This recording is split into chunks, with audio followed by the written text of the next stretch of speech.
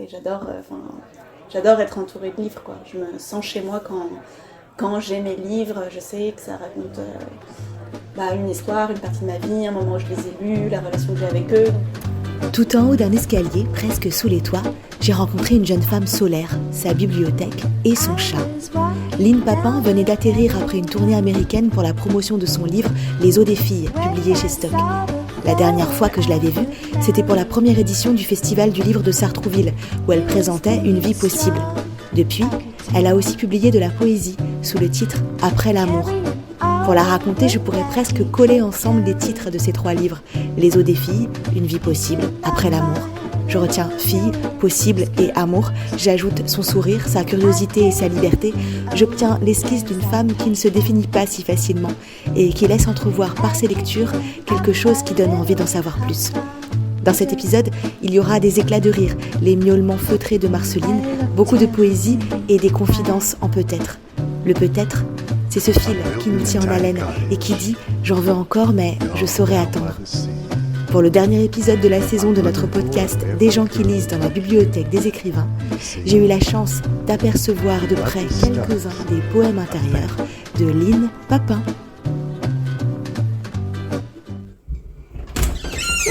Bonjour.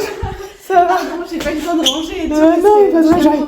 J'étais à un jury de prix. Ok. Et du coup, on a mis un peu de temps à délivrer. Bonjour J'espère toi. que vous êtes pas allergique au chat. Pas du tout, j'ai un chat Marceline. moi, même Marceline. Comme c'est joli. Ça va, elle aime bien les gens ou elle est très exclusive? Elle est très bavarde. Ah ok. Je pense qu'elle a beaucoup de choses à dire sur le podcast. Bon, on va lui demander.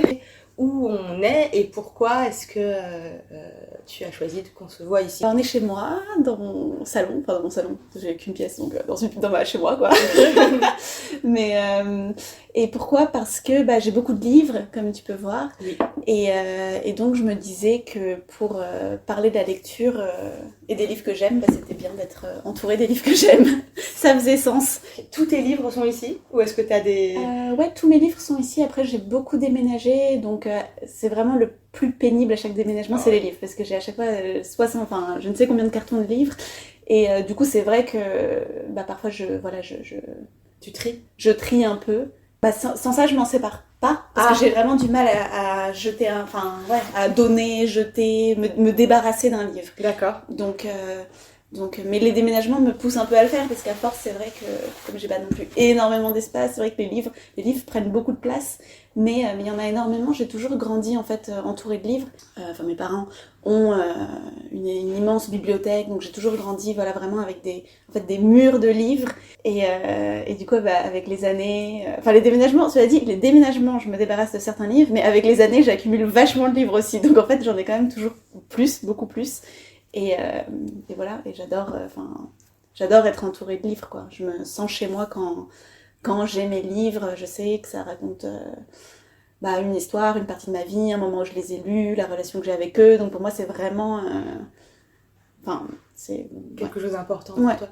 Et tu les ranges comment? Alors, il y a plusieurs espaces. Ça, c'est, je pense, mon petit côté psychopathe, parce qu'à chaque fois, tout le monde phase sur ça, mais je les range par ordre alphabétique.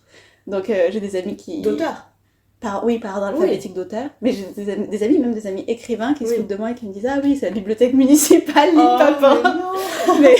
mais non, je les range... Je suis très à cheval, en fait. Donc là, par exemple, j'ai tous les romans. Dans la plus grande qui est là derrière nous, c'est les romans. Dans la plus petite, j'ai théâtre, poésie. Et ici, plus des biographies, des essais sur le cinéma, sur machin. Mais en fait, c'est parce que c'est pratique que je m'en sers souvent, même quand j'écris ou quand je repense à une phrase. Et donc, pour les retrouver, c'est plus facile, quoi. Donc, je comprends, voilà. Je fais la même chose, hein, c'est pour ça que ça me semble pas du tout psychopathe. Ah, ok, mais disons que c'est ma seule petite crispation maniaque, parce que sinon, je suis assez bordélique et tout. Mais c'est vrai que quand quelqu'un emprunte un livre, je dis « Ah oui, par contre, remets-le vraiment entre un tel et un tel !» Emprunte un livre, ça veut dire que tu les prêtes, tes livres? J'ai beaucoup de mal. Alors, emprunte un livre, je prête mon appartement. Ok. De temps en temps, quand je suis pas là. Et donc les gens piochent. Mais j'ai du mal à ce que le livre sorte. C'est-à-dire que... Ils piochent, ils ont le droit de le lire quand tu les vas chez toi. C'est ça? La folle. Non, mais c'est parce que, encore une fois, je corne mes livres, je les annote, je travaille avec, parce que j'utilise beaucoup, par exemple... dans plein de livres, mais dans Une vie possible, j'avais beaucoup de citations, de références, donc en fait, je travaille vraiment avec. Et du coup, quand on m'en... Parce que souvent, on va pas se mentir, quand les gens empruntent un livre, ils le rendent jamais, déjà. D'expérience, je sais ça. Je suis tellement d'accord avec toi. Déjà, je peux te l'emprunter, ça veut dire est-ce que tu peux me le donner, quoi, en gros. Et sauf que le truc, c'est pas que je veux pas, ça coûte pas très cher un livre, c'est pas le problème. Mais c'est juste que comme je les ai cornés, annotés, qu'il y a des passages que j'aime, du coup, je tiens à cet exemplaire parce que je travaille avec, quoi. C'est ton exemplaire à toi, celui qui t'a accompagné. Et ce que tu écris, ce que tu cornes, etc., ça peut... Tu as utilisé beaucoup le mot travail, c'est dans le cadre de projets d'écriture à chaque fois, ou est-ce que ça peut provoquer des pensées autres? Qu'est-ce qui te fait annoter, écrire dans des livres? Qu'est-ce que tu écris dans tes livres? Pour moi, c'est un travail de lectrice, en fait. D'accord, tu c'est vois, pas un travail d'écrivain, mais forcément. Du coup, ça se rejoint. Même quand je lis un roman, je fais ça depuis très très longtemps, bien avant d'écrire même. J'ai plein de carnets de lecture, en fait, où avant je recopiais tous les passages que j'aimais, je les corne, c'est juste, je sais pas pourquoi, c'est c'est quelque chose qui fait partie de la lecture ouais, pour toi, c'est une lecture... j'aime bien retenir les choses que j'aime. Et tu y reviens? Est-ce que tu relis soit des livres, soit des passages que tu as annotés, justement? Ouais, souvent, mes carnets de lecture, j'en ai plein, j'en ai 5 énormes, et que j'ai depuis, mais du coup, 15 ans, quoi. Okay. Et 15 ans, j'exagère ou pas? Un peu. J'ai 12 ans à la vie, depuis 30 ans. Non, mais depuis longtemps. Et je les relis, et franchement, ça m'inspire, ça me plaît d'avoir des passages que j'aime. Quand je peux, j'en apprends par cœur aussi. J'aime bien l'idée, c'est un peu comme d'avoir une petite boîte à trésors, quoi, une petite boîte. Et puis parfois on les regarde, je sais pas. Oui, je comprends. Ouais, et ce qui est très marrant, c'est que du coup je le fais depuis longtemps, je le fais depuis que je suis au lycée, depuis la seconde.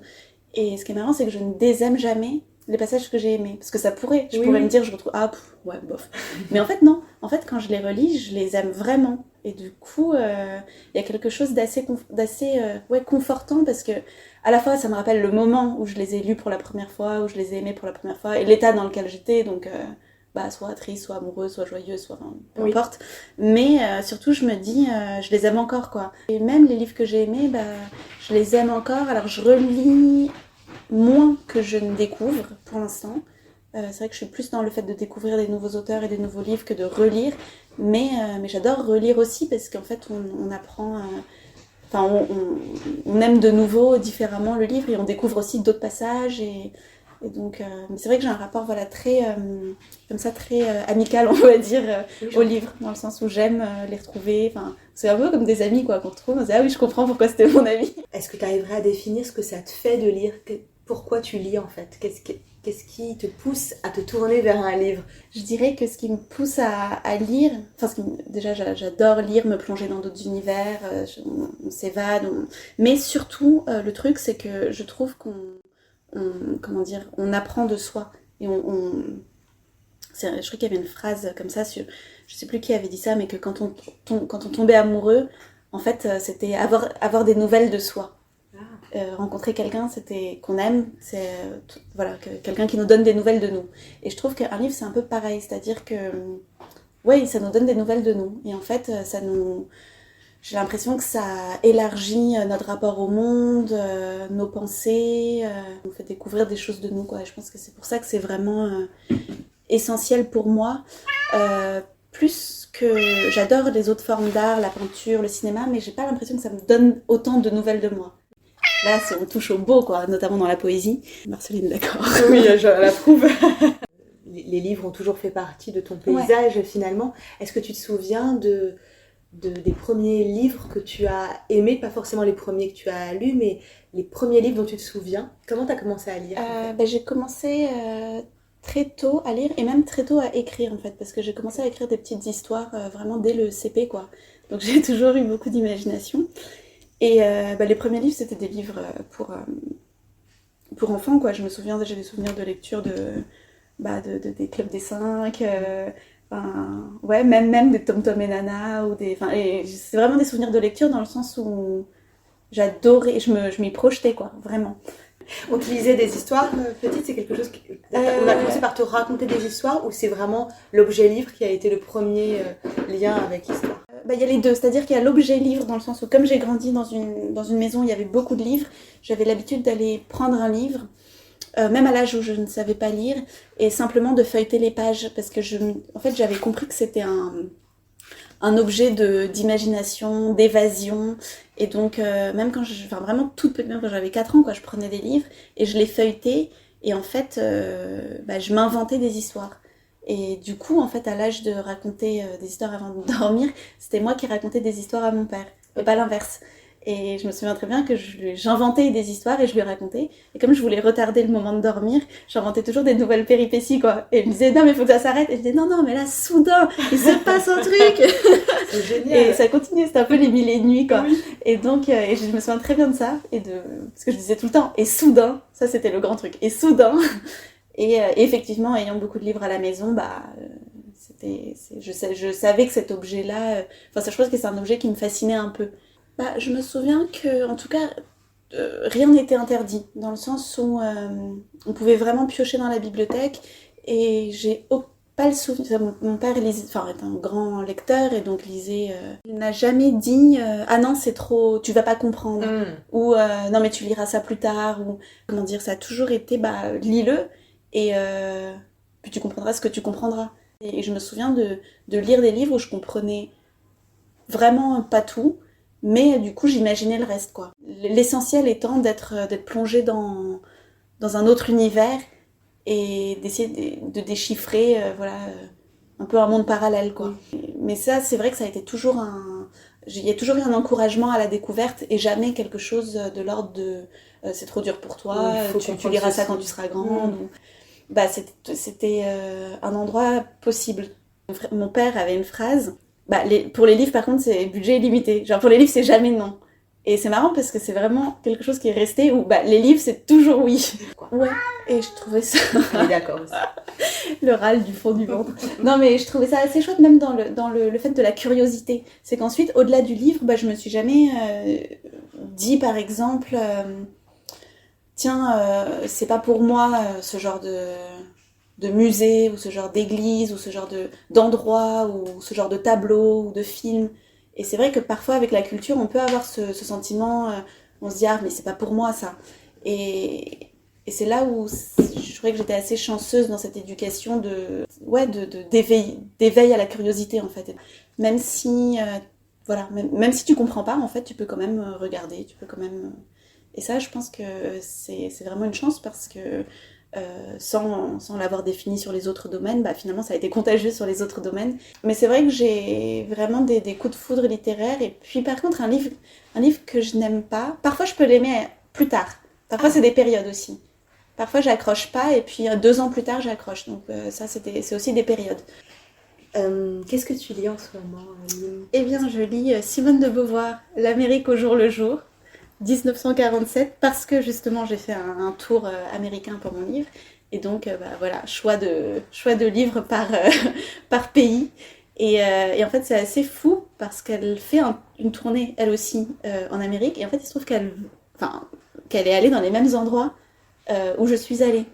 Et donc et je savais pas, j'avais juste vu le titre. J'aime bien Simone de Beauvoir. Je trouve que ses écrits sont toujours intelligents, poétiques.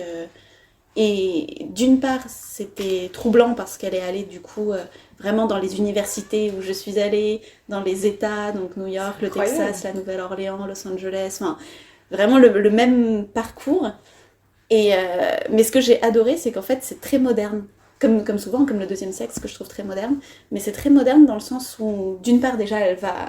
Contrairement à ce qu'on pourrait imaginer, elle va vraiment dans des boîtes et tout, elle sort, mais beaucoup plus que moi. C'est vrai qu'on l'imagine pas du tout, elle est en boîte. Après, à la fin, je me suis dit, non mais attends, je suis beaucoup moins sortie qu'elle, c'est terrible, quoi. Elle a fait beaucoup plus la fête que moi. Ses pensées, ses réflexions, je trouve, sont très modernes, pas du tout surannées. En fait, avant de partir, je faisais ma valise et je me suis dit, bon, qu'est-ce que je vais amener ? Alors ça, quand je voyage, par contre, ça c'est toujours les livres, j'en prends, mais il y a beaucoup plus de livres que de vêtements dans ma valise.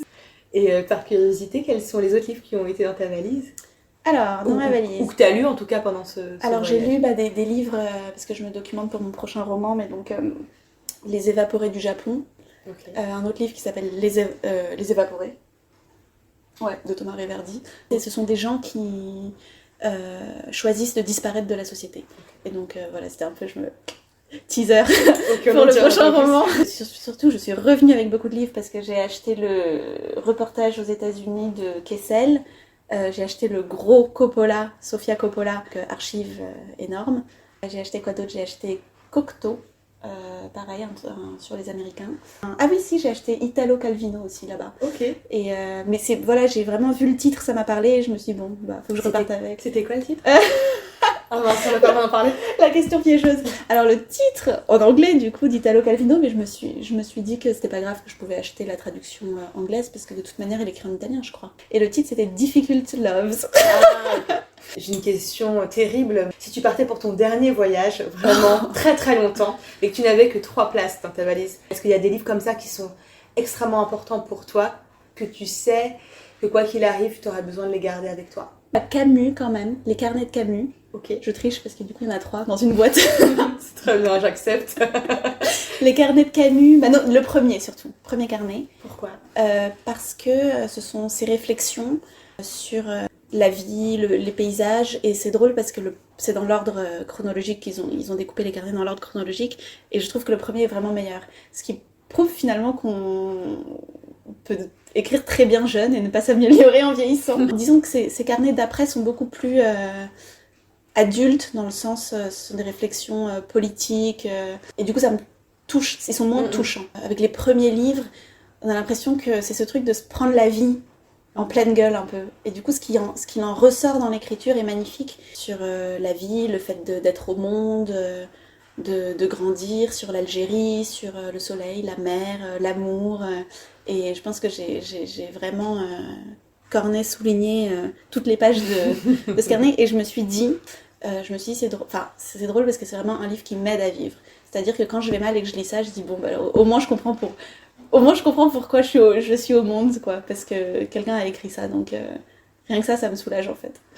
De la poésie, ça c'est infini, c'est-à-dire que ça se relit et on n'a toujours pas percé le mystère de pourquoi c'est aussi beau, quoi, pourquoi ça nous bouleverse. Comment dire, contrairement à un roman qui porterait une histoire, et une fois qu'on a découvert l'histoire, bah ça y est, on a découvert l'histoire, donc on va pas enfin, c'était ça le suspense. Des recueils en particulier ou des auteurs ou autrices?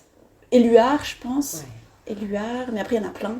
Ton stratagème fonctionne bien en disant la poésie ça compte pour un. C'est très bien, t'as le droit d'en donner un autre. Et Maeterlinck. Ah, Parce que je trouve ça magnifique. ok. Je trouve ça très très beau, très poétique justement. Et c'est vrai que l'étoile, là je vois la grande féerie.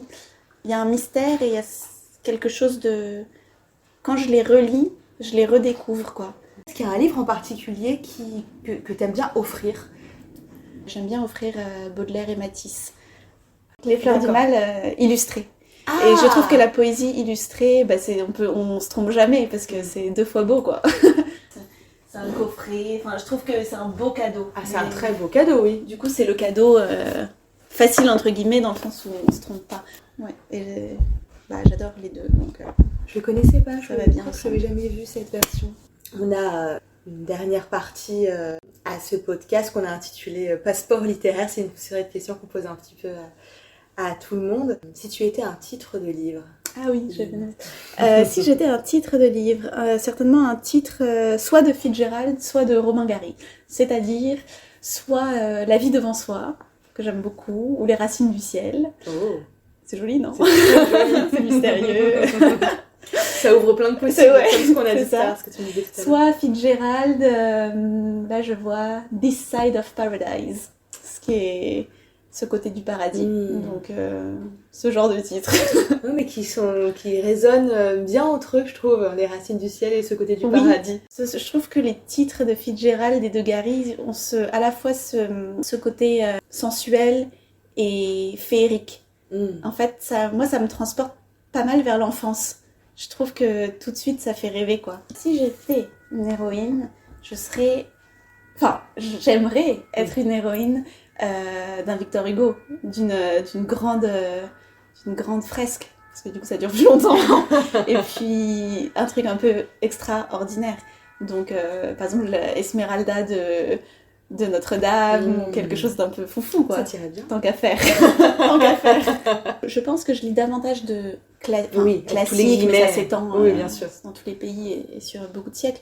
C'est pas du tout... C'est pas calculé, mais c'est comme Non, ça. mais je pense que les classiques sont pas classiques pour rien. Mais je lis aussi des contemporains aussi. Mais c'est vrai que je vais moins me jeter sur la rentrée littéraire parce que c'est la rentrée littéraire et c'est quoi le dernier livre qui est sorti, est-ce que je l'ai lu, pas lu, ça je m'en fiche un peu.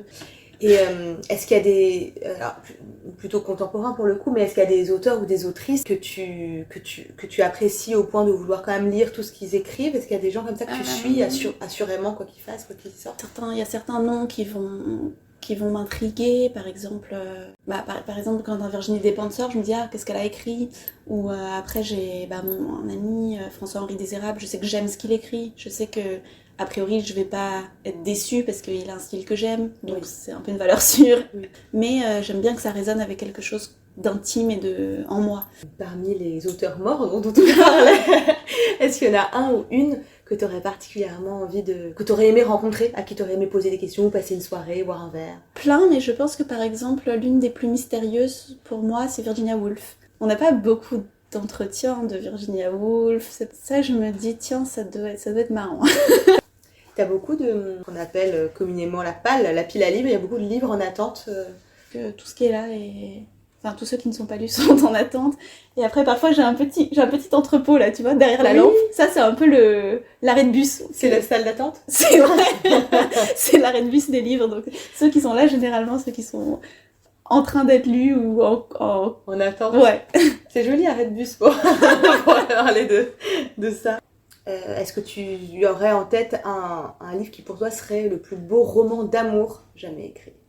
Le plus beau, je dirais plutôt que le plus beau livre d'amour serait des livres de poèmes, pas forcément des romans. Parce que le roman, il y a la narration, alors que la poésie, c'est une déclaration d'amour pure, quoi. Il n'y a même pas de personnages, de situations, de rebondissements, c'est juste je t'aime, quoi. Et du coup, les poèmes d'Aragon, les poèmes d'Éluard, les poèmes d'Apollinaire. Parce qu'un roman, en fait, les personnages prennent le dessus. C'est-à-dire que c'est l'histoire des personnages. Alors que dans la poésie, il y a quand même une adresse, un vocatif, on se permet d'être beaucoup plus lyrique, d'être beaucoup plus direct, et le jeu poétique fait que y a tellement une tradition des poèmes d'amour et de la poésie d'amour que on devient même au-delà de lyrique, au-delà de notre pensée, quoi. Est-ce que tu lis à voix haute? Oui. La poésie ou autre chose, d'ailleurs? Ouais, ça m'arrive de lire à voix haute, ça m'arrive surtout d'apprendre par cœur des poèmes, et du coup de te les réciter. Ouais. J'ai fait un peu un mix, genre le DJ de la poésie. C'est un truc à inventer, ça, le DJ de la poésie. Non, mais j'ai pris les phrases d'Éluard que j'aimais bien, et je les ai mises, en fait, je les ai écrites, du coup, à la suite, et en fait, ça fait... De différents poèmes, tu veux dire? De différents poèmes, ouais. Et du coup, j'ai fait un mix d'Éluard. Est-ce que tu pourrais nous le dire? Attends, je vais quand même m'appuyer parce que... Oui. C'est génial, ça. Si je trouve, voilà. Parce que là, par cœur, comme ça, à chaud, c'est pas évident. Mais, voilà, je tombe dessus. Éluard incroyable, mix. tout de suite. Ouais. Éluard mix, tu l'as intitulé comme ça? Ouais. C'est super. Du coup, c'est mes phrases préférées. Donc... L'aube, je t'aime, j'ai toute la nuit dans les veines, ta douceur, tes défaites, ta fierté de velours. Tu es le grand soleil qui me monte à la tête quand je suis sûre de moi. Tu crois être le doute et tu n'es que raison. Je t'aime contre tout ce qui n'est qu'illusion. Et je ne sais plus tant je t'aime, lequel de nous deux est absent. La courbe de tes yeux fait le tour de mon cœur. C'est magnifique. C'est lui, Oui, mais ça forme Ça forme un tout. Ça forme un tout tout à fait cohérent. Voilà. C'est très très beau. Lynn, à l'adolescence, au moment où on est aussi en pleine construction de soi, etc., est-ce qu'il y a des livres qui ont été très forts, dont la lecture a été très forte pour toi? À l'adolescence, je lisais beaucoup quand j'avais notamment 16 ans, 16, 17, 18, c'est une période de grande lecture. Tu sais pourquoi? Oui, parce que à ce moment-là, je traversais une période un peu difficile en fait, et j'étais très isolée. Et du coup, les livres étaient vraiment ma principale vie. Enfin, c'est vraiment... ça a été... Ces années-là, j'ai l'impression que c'est des années que j'ai passées dans les livres. Enfin, vraiment comme quand on dit « j'ai fait un Erasmus », moi je fais un Erasmus dans les livres. Et j'ai été bouleversée par les livres de Kafka, les livres de Rilke, les livres de Dostoïevski, Tolstoï, Hugo aussi, c'est à ce moment-là où je me suis plongée dans tous les 93, Notre-Dame. Qu'est-ce que tu trouvais dans ces livres dont tu avais besoin à ce moment-là ? Chez Kafka, une profondeur vraiment abyssale de l'être. Et je pense que voilà, dans un moment où moi j'étais dans un certain trouble et dans un... Comment dire, l'adolescence c'est compliqué quoi, de se situer dans le monde, dans notre personnalité, dans plein de choses. Et à la fois c'est un moment où on découvre plein de choses, mais on n'est pas tout à fait encore adulte. Et du coup, Kafka, je sais pas, ça a été une espèce de plongée comme ça dans quelqu'un qui nous livre justement son intériorité, mais au plus profond. Et aussi, je pense que c'est une littérature de quelqu'un qui a du mal à trouver sa place dans la société. Donc il y avait ça. Et puis Rilke, la poésie. Rilke, ça a été vraiment un coup de foudre. Évidemment, Lettre à un jeune poète, mais aussi les carnets de Malte Laurits Brigge. Oui. C'était une révélation de beauté dans l'écriture. Donc du coup, c'était plus Agatha Christie ou le Club des 5, c'était plus juste j'adore cet univers, cette enquête, ces personnages, ça me transporte. C'était vraiment, comme dirait Kafka, qu'est-ce qu'il dit, un coup de hache dans la mer gelée, quoi. D'un coup, c'est c'est bam, quoi. C'est à l'intérieur du cœur, c'est vraiment... là, on est ailleurs, c'est une autre dimension. C'est plus seulement de la distraction, c'est un plaisir. C'est vraiment, ça me fait découvrir des choses, ça me fait découvrir qui je peux être, quoi. C'est à cet âge-là que j'ai découvert cette dimension de la lecture, en fait, c'est ça. Okay. C'est à cet âge-là où je me suis dit, c'est pas juste lire un livre, découvrir un auteur, me faire plaisir. C'est à cet âge-là où je me suis dit, en fait, ça peut être vraiment ma vie, dans le sens où c'est ma passerelle pour le monde. Je sais pas, par exemple, j'ai une image comme ça de Neruda qui décrivait la lune. Truc tout bête, mais il disait que un croissant de lune, c'était comme un morceau d'ongle quand on s'est coupé les ongles. Et maintenant, quand je vois la lune toute petite, je me dis, j'ai l'impression que c'est un morceau d'ongle. Donc ça, c'est la littérature pour moi. Ça veut dire, j'ai lu quelque chose, et en fait, quand je vois le monde, j'ai ces mots dans ma tête, et donc je vois des nouvelles images. Et donc, c'est fou, en fait. Quand on découvre ça, on se dit, mais c'est génial. C'est pas juste un moment éphémère où on se dit, tiens, c'est beau. Mais vraiment, ça reste. Et c'est vrai que moi, mon rapport au monde est très enrichi par mes lectures. Dans le sens où, quand je vois des paysages, je pense à des phrases. Quand j'aime quelqu'un, je pense à Éluard. Mais rien qu'une phrase comme ça, tu es le grand soleil qui me monte à la tête quand je suis sûre de moi. Une fois qu'on l'a dans la tête, cette phrase, ça nous ouvre des possibilités d'aimer, quoi.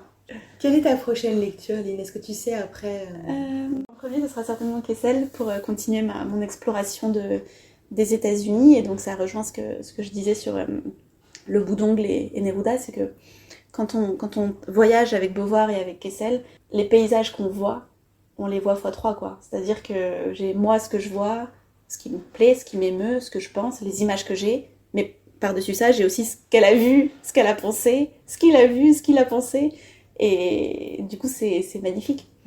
La particularité de ce podcast, c'est que la personne que j'ai vue avant toi t'adresse une question, sans savoir quelle serait pour toi. C'est une question à l'inconnu.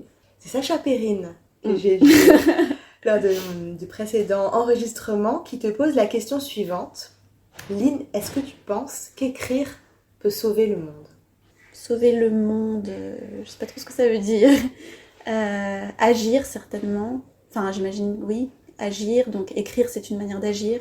Après, on espère, quoi. Je sais pas trop. Lire. Lire. Est-ce qu'une lecture peut te sauver, toi ? Oui. Tu penses ? Moi, oui. Moi, oui, donc... Pourquoi pas le monde ? Ouais, c'est ça. À ton tour, il faut que tu poses une question à la personne que je verrai après toi. Quelle est la lecture après laquelle vous vous êtes senti mieux ?